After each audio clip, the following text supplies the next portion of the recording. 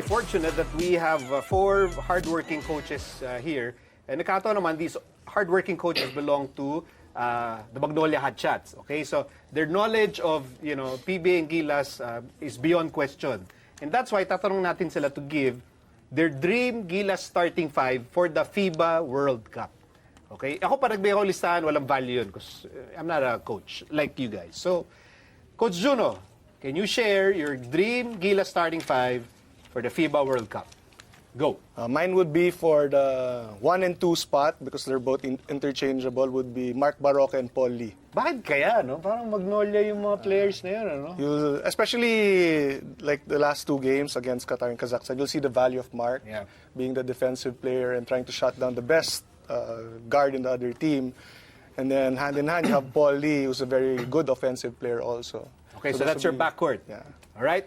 And other then 3 players. have Jordan Clarkson, Blatch, but I don't know if they can play together. And then my 5-man would be Junmar Fajardo. Now, what makes you confident that your starting 5 is going to, really go off on a strong start for the Philippines? We have a good inside presence with Junmar. At the same time, you have Andre Blatch, who can play the inside and outside. Then Jordan, who can hit shots coming off screens. Very good isolation player also. And then it's really a mix and finding the balance among those 5 guys. All right. Coach Mon, your dream starting 5? Well, my guards are the same. Si Bakit kaya? Mark Barroca and Paul Lee. Coincidence na siguro. No? Okay. So, and then going 3 big with Blatch, Fajardo, and Aguilar. 3 big? Yes. Why do you want to do that? Depends on who we play, but to compete with the height of the world. Tony Boy, Coach Tony Boy, sino yung dream starting 5 for Gilas? I have Mark Barroca and Paul Lee. Pare-pareho sila mag-isip, no? Grabe. Galing. Parang deja vu. Ako rin yung deja vu. Paulit-ulit yung Barroca at saka Paul Lee. Who are the other 3 players on your starting 5? I have Lassiter, Aguilar, and Andre Blatch. Lassiter. Parang ikaw pala yung may Lassiter. Why is he important in your starting 5? Pareho sila ni Paul Lee shooter sa labas. And you can't play against teams na sa height kasi pag World Cup na, ang lalaki na ng kalaban. Yes. So, you might be able to beat them sa labas. Excellent point. Bro, your dream starting 5. Kaya mapaka-bias na mga kasama Ibahin natin. mo nga yun sa'yo. Ibahin mo. Dapat yun sa start, interchangeable yung guard at saka point guard mo. Kaya kinuha ko si Mark Lee at si Paul Barroca. Hindi ba mo pinagpalit mo lang eh? Hindi, iba yung sa akin.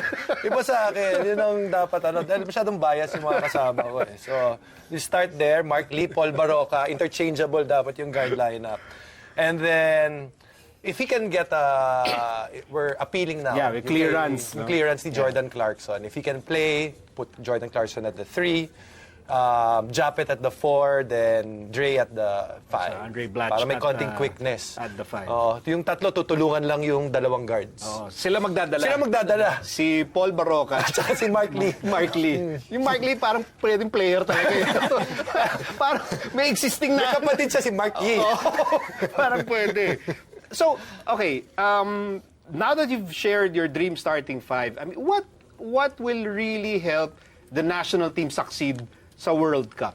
I mean, is it really necessary na, you need Clarkson there to play as a local for them to succeed? Or is there something else that they need to focus on to really make that campaign productive and so they can advance to the later rounds? Coach Juno. Mine is really just a balance of both. That's why Coach Mon and Coach Tony Boy, they have contrasting lineups. But it will also depend if we need a defensive lineup and a taller one, then you might have to use the lineup of Coach Mon with Japet playing the 3.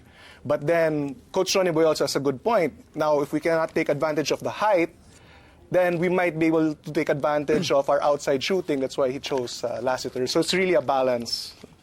Coach Mon. Well, it's really not about how you start the game, but how you finish it. So yung starters naman, it's how you start the game, but the bench is very important as well. Kaya dito nilagay ko, 6-man ko si Clarkson. If he's allowed to play, then we need some guys coming off the bench to hold the fort as well. That's another way of looking at this Clarkson situation. You don't necessary na kailangan magsabay sila ni Yes. Blatch. He can come off the bench and really make that second unit potent. Okay, Coach Tony Boy, anong kailangan gawin ng Gilas to really help them succeed in the World Cup?